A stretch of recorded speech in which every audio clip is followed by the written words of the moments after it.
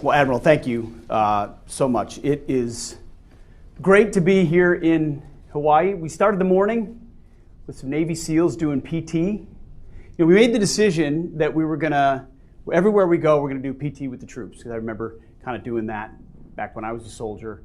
It started as PT with the troops. It has become smoke the SecDef. Green Berets did it to me out in Germany, and the SEALs did it to me this morning. So we got a great start, a beautiful Hawaii morning.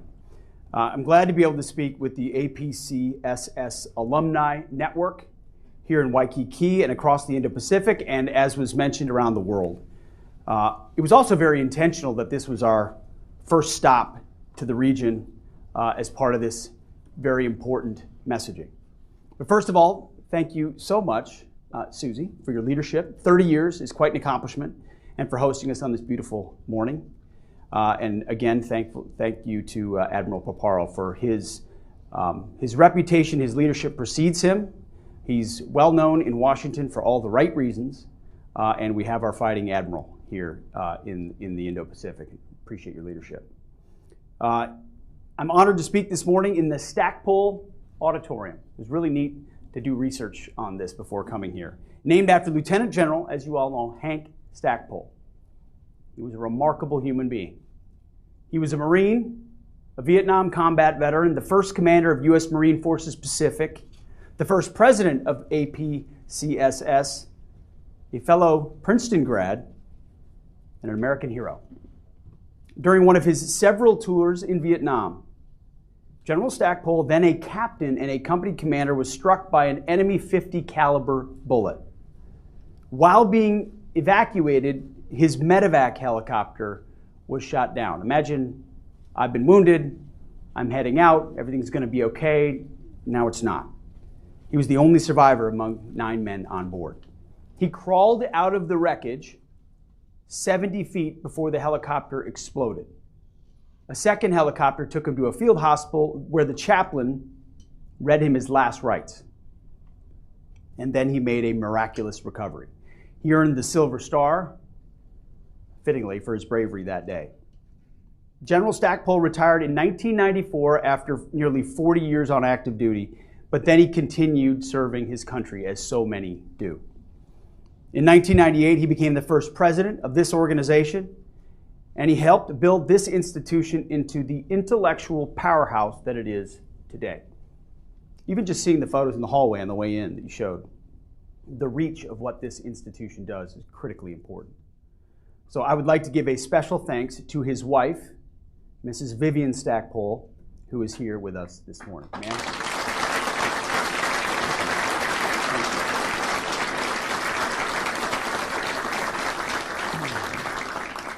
Thank you to you and your husband for your decades of serving together, particularly here in the Indo-Pacific. As every military family knows, no warrior serves alone.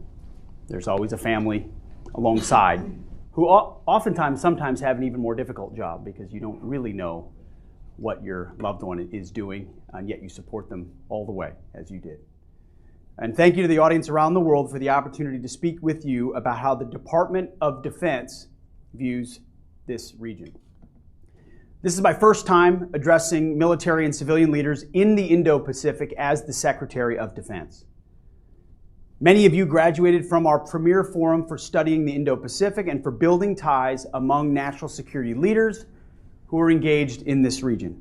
Our relationships and our teamwork form the foundation of achieving peace through strength. President Donald Trump has made it clear that we will achieve peace through strength through an America First approach. But America First does not mean America only or America alone, ignoring allies and partners. It means that our military-to-military relationships must make sense for the United States and for our friends. Where there are imbalances, we will fix them, we will find them, and we're going to fix those imbalances.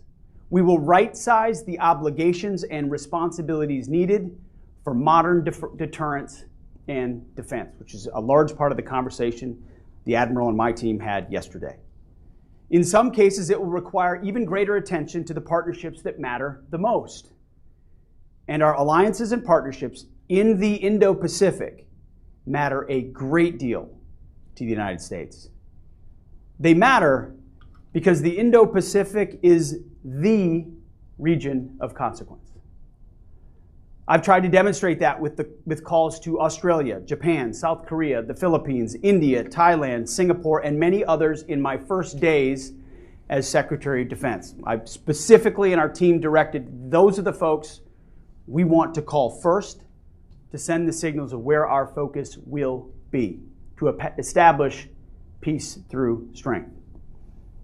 And with this first trip to the Indo-Pacific, and there will be many more, I'm making stops in the Philippines and Japan after a stopover in Guam as well.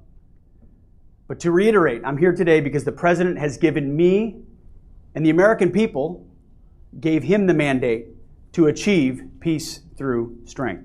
And we're going to do that in three ways, as the Admiral mentioned. Restoring the warrior ethos, rebuilding our military, and reestablishing deterrence. By restoring the warrior ethos, U.S. forces assigned to the Indo-Pacific will be the best trained and best equipped in the world. We've seen great signals in the Pentagon as well, with recruiting numbers at historic levels across the forces as America's young men and women are responding to the leadership of President Trump and want to serve in record numbers in uniform.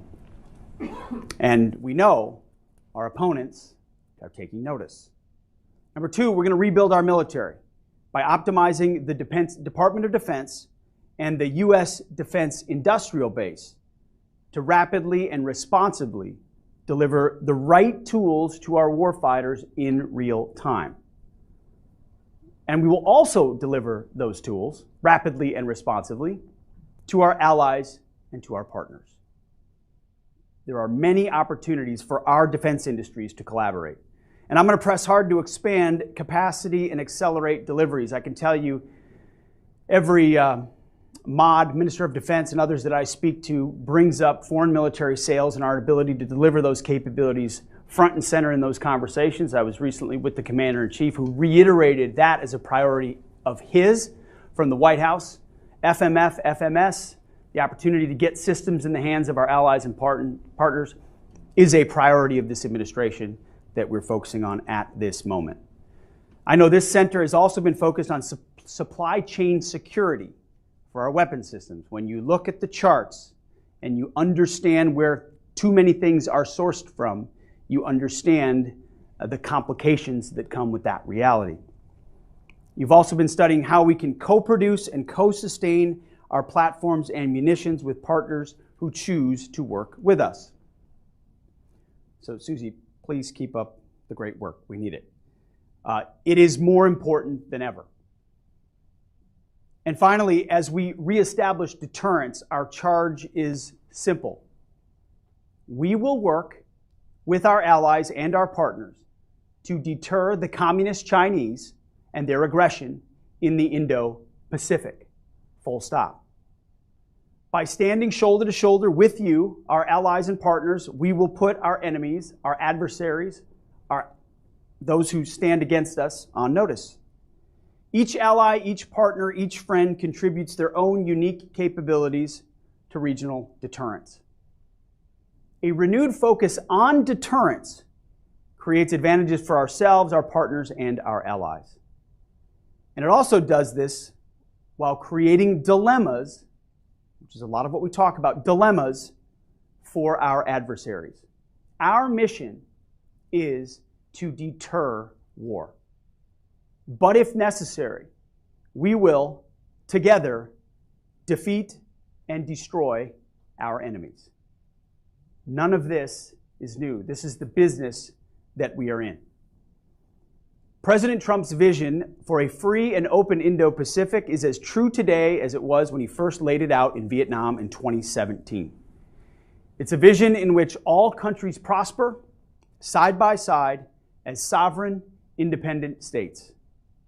It's a vision in which the United States remains engaged with and invested in and focused on, truly, the Indo-Pacific.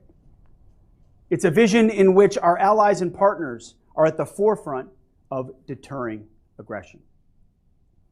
To paraphrase the President, I say to all of you who are here with me today and listening from around the region, we have been friends, partners, and allies for a long time. And we will remain friends, partners, and allies for a long time to come. But we need each and every one of our friends and partners and our allies to do their part as well. To be force multipliers alongside the United States of America. That has to be a two-way street. So let us today, through this institution, through our work at INDOPACOM, recommit ourselves to that. Recommit ourselves to reestablishing deterrence in the Indo-Pacific and to achieving peace through strength by working together, building credible warfighting capabilities, and by doing our part for the peace that we all long for. In closing, no one should question the resolve of the United States of America to defend our interests in the Indo-Pacific and beyond. We will do this through the deterrent power of the strongest, most effective, most lethal fighting force in the world. And that is something this administration is committed to in every capacity. Just last week, I was in the Oval Office, standing next to President Trump when he announced the new sixth-generation fighter, the F-47. The most capable, most lethal, longest range, most stealth fighter jet the world has ever seen. I said to him, and I say to you now, I believe my kids and my grandkids will thank him for having the willingness to make that choice and invest in a platform of that strategic significance, which is needed specifically in this part of the world to continue to maintain deterrence. I hope, and I believe, that message was sent. Supported by and in partnership with capable, like-minded allies and partners, I believe the 21st century, this century we live in right now, can be and should be and will be an American-led, freedom-loving century. That is truly what is at stake. So it's great to meet so many of you here in person and even many more watching virtually online. I want to thank you for what you do. I want to thank you for your time, and I wish Godspeed always to our warriors. Thank you very much.